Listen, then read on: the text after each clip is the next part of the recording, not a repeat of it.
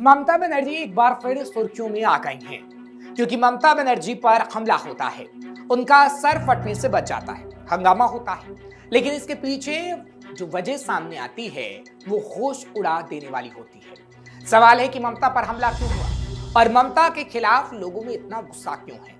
क्या ममता के लिए लोगों की नाराजगी जायज है? आज इस सवाल का जवाब हम आपको देंगे और कच्चा चिट्ठा खोलेंगे ममता की उन गलतियों का जिसका परिणाम वो आज भुगत रही हैं। नमस्कार, कैपिटल टीवी का खास शो कच्चा चिट्ठा देख रहे हैं आप। मैं हूं आपके साथ हर्ष भारद्वाज। पश्चिम बंगाल की पूर्व मुख्यमंत्री ममता बनर्जी ने आरोप लगाया है कि उनकी गाड़ी पर पत्थरों से हमला किया गया। पुलिस के सामने भीड़ ने गाड़ी रोक ली, कार पर मिट्टी और कीचड़ लगा दिया गया। कुछ लोगों ने जूते और पत्थर भी फेंके। अगर खिड़की खुली होती तो सिर चकनाचूर हो जाता, मौत भी हो सकती थी। दरअसल मामला उत्तर 24 परगना जिले में एक टीएमसी कार्यकर्ता की मौत के बाद उसके परिवार से मिलने जा रही ममता बनर्जी से ही जुड़ा हुआ है। रास्ते में बीजपुर के पास स्थानीय भीड़ ने उनका काफिला रोक लिया। प्रदर्शनकारियों ने चोर चोर के नारे लगाए। ममता बनर्जी ने कहा, मेरी कार पर हमला एक साजिश के अलावा कुछ नहीं है। मैंने पुलिस को बताया था कि मैं यहाँ पर आऊंगी, इसके बावजूद पुलिस ने कोई सुरक्षा इंतजाम नहीं किए। पूरे पश्चिम बंगाल को गुंडे नियंत्रित कर रहे हैं। टेरिबल हुआ है, मेरे को गाड़ी में बड़ा बड़ा पत्थर मारा गया, बाहर से एंटी सोशल पुलिस का सामने में आके हमको इतना गाड़ी को अटैक किया। अगर हम गाड़ी का कांच शीशा खुला रखता तो हमारा माथा फट जाता, हम लोग सब मर जाता। ऐसा पुलिस का सामने में हुआ, हम कभी ऐसा हमला नहीं देखा। पुलिस क्या कर रहा है? इतना पुलिस बीजेपी को प्रोटेक्शन दे रहा है। दरअसल ममता तृणमूल कांग्रेस कार्यकर्ता बिरजू के ओट की मौत के बाद उनके परिवार से मिलने आई थी। बिरजू की मौत हाल ही शहर पुलिस की हिरासत में तबीयत बिगड़ने के कारण हुई थी। इस बीच ममता के खिलाफ नारे लगे और ये कहा गया कि ममता ने किसी को भी न्याय नहीं दिया।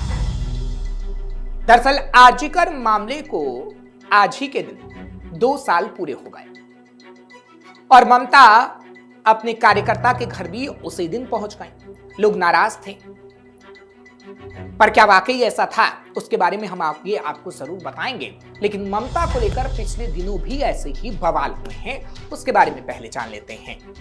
3 महीने में तीसरा मामला। 8 जुलाई 2026 पश्चिम बंगाल के कोलकाता में 8 जुलाई को टीएमसी की रैली में हंगामा हो गया। इस दौरान ममता बनर्जी नाराज हो गई और अपनी ही पार्टी के 3 कार्यकर्ताओं को थप्पड़ मारते नजर आई थी, जिसका वीडियो सोशल मीडिया पर वायरल हुआ था। दरअसल रैली बारुईपुर में 11 साल की बच्ची के साथ दुष्कर्म के विरोध में निकाली जा रही थी। इस दौरान चोर चोर के नारे लगने लगे और कुछ लोगों ने रैली में शामिल होने पर अंडे फेंकने शुरू कर दिए। टीएमसी ने आरोप लगाया कि हंगामा बीजेपी कार्यकर्ताओं ने करवाया। इस दौरान मारपीट भी हुई। ममता ने कहा कि बंगाल में अराजकता फैल गई है, पुलिस बीजेपी कार्यकर्ताओं की तरह काम कर रही है। 4 मई 2026 4 मई की तारीख, जब बंगाल विधानसभा में रिजल्ट वाले दिन ममता बनर्जी ने काउंटिंग सेंटर से बाहर निकलने पर गंभीर आरोप लगाए थे। उन्होंने कहा कि काउंटिंग सेंटर के अंदर उन पर हमला किया गया, उन्हें मारा गया और धक्का दिया गया। ममता ने कहा कि सीसीटीवी कैमरे बंद कर दिए गए हैं। हालांकि हाल ही में जो बवाल हुआ, जो शुरुआत में हमने आपको बताया, उसको लेकर स्थानीय लोगों का कहना है कि ममता से उनकी नाराजगी है, क्योंकि आरजीकर मामले को 2 साल पूरे हो गए। 9 अगस्त को ही ममता पर हमला होता है, क्योंकि 9 अगस्त को आरजीकर मामले को पूरे 2 साल हो जाते हैं और ममता बनर्जी पर कई बड़े आरोप लगते हैं कि ममता बनर्जी ने न्याय पीड़िता को नहीं दिलवाया और इसलिए ममता के खिलाफ नारे भी लगाए गए। आरजीकर मामले में लीपापोती की गई और इंसाफ नहीं मिला, जिससे ममता के प्रति लोगों में नाराजगी थी और इसी बात को लेकर ममता की गाड़ी पर कीचड़ फेंके गए हैं, जो स्थानीय लोगों की तरफ से कहा गया। पीड़िता की मां ने साधा ममता पर निशाना। हालांकि इस मामले को लेकर पीड़िता की मां और बीजेपी की नवनिर्वाचित विधायक रत्ना देवनाथ ने ममता बनर्जी पर निशाना साधा है।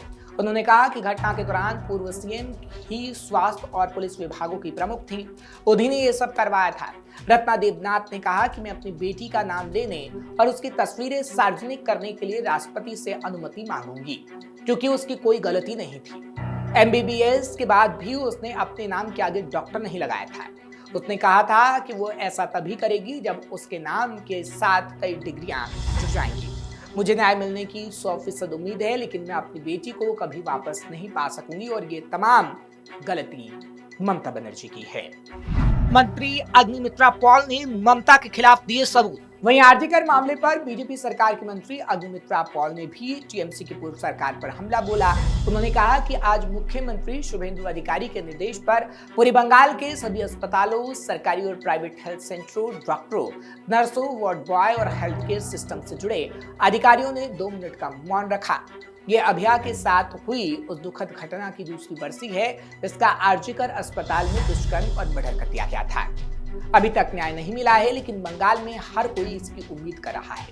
उन्होंने कहा, हम उस रात वहां मौजूद थे, हमने देखा कि कैसे सबूत मिटाए गए, कैसे सच को दबाने के लिए झूठ का सहारा लिया गया और कैसे अभया के शव का जल्दबाजी में अंतिम संस्कार कर दिया गया, और ये सब ममता की सरकार रहते हुआ।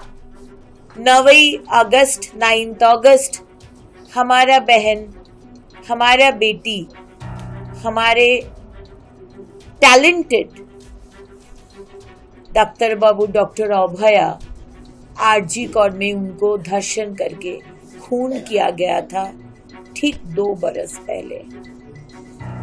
अभी तक विचार नहीं हुआ है और विचार मिलेगा, ये हमारे बंगाल के सारे बहन के, सारे भाई के ये आशा है और जरूर मिलेगा विचार। उस रात हम लोग थे, हम थे एमएलए कौस्तुभ बागची, एमएलए सजल घोष महाशय, उनके परिवार के साथ, और हम लोग देखे थे उस रात को किस तरह प्रमाण साफ कर दिया गया था, किस तरह झूठ को रख के सत्य को दबा दिया गया था, किस तरह अभया के बॉडी को जल्द से जल्द क्रीमेट कर दिया गया था।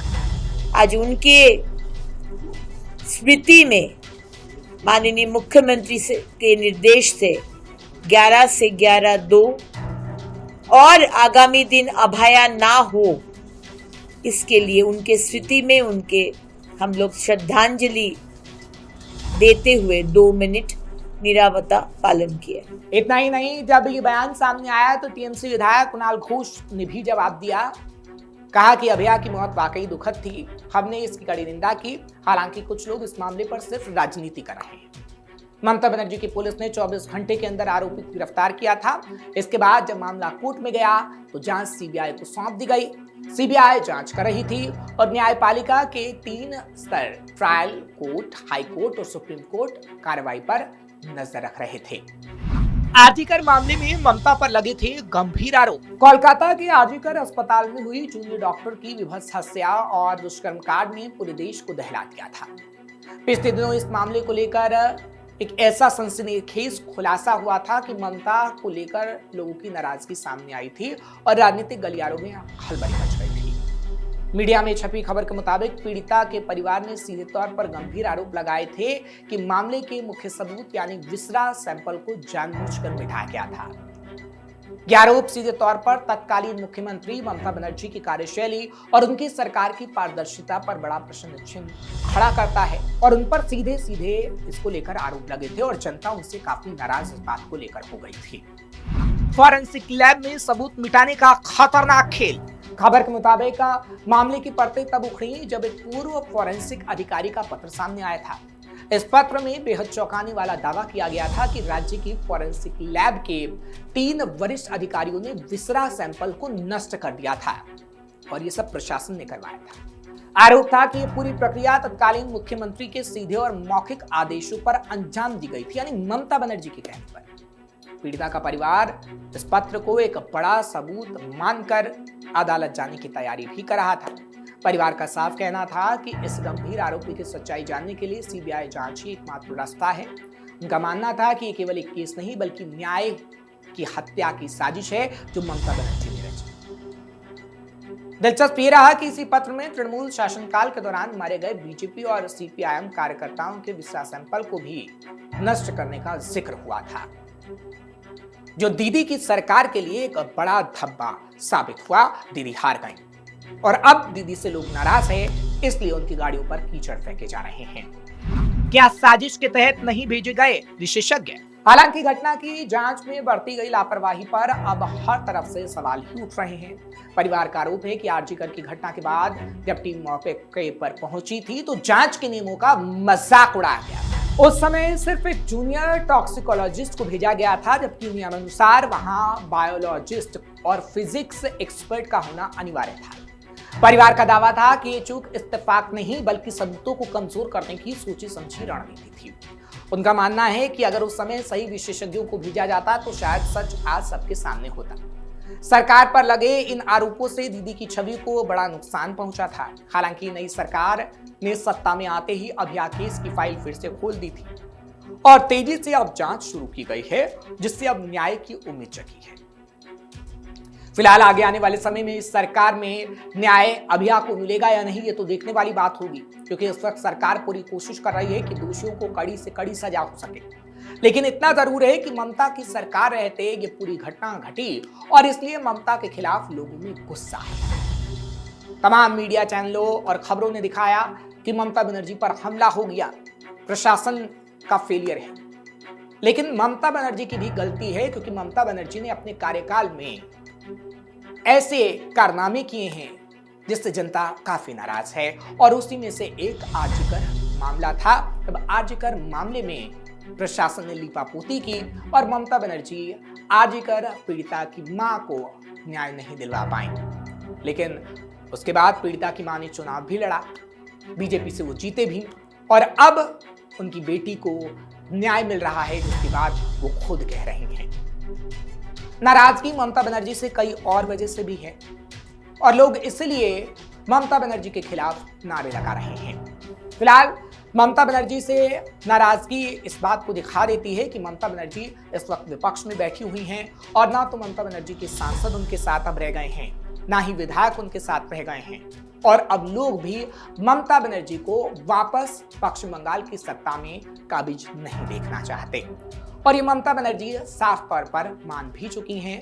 लेकिन ममता बनर्जी के पास अब कोई विकल्प नहीं बचा है, क्योंकि लोकतंत्र में जब जनता किसी व्यक्ति से नाराज होती है जो सत्ता पर विराजमान होता है, उसे सत्ता से ढकेलने का काम भी लोग ही करते हैं, क्योंकि लोग सत्ता पर विराजमान व्यक्ति से ये चाहते हैं कि वो उसके लिए काम करे। और ममता बनर्जी 1 या 2 साल बंगाल की सत्ता पर विराजमान नहीं रही।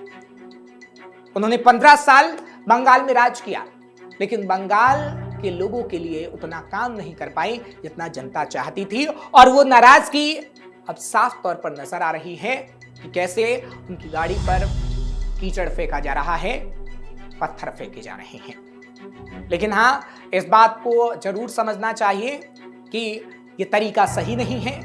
ना तो पत्थर फेंकने का तरीका सही है और ना ही कीचड़ फेंकने का तरीका सही है और बीजेपी ने भी इस बात को कहा है और ये कहा है कि कीचड़ फेंकने वाले लोग और पत्थरबाजी करने वाले लोग बीजेपी के नहीं थे।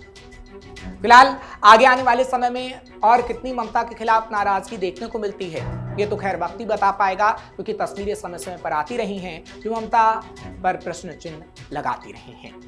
आपको ये खबर कैसी लगी कमेंट सेक्शन में जरूर बताएं। खबर को लाइक शेयर करें, कैपिटल टीवी को सब्सक्राइब करना मत भूलिएगा।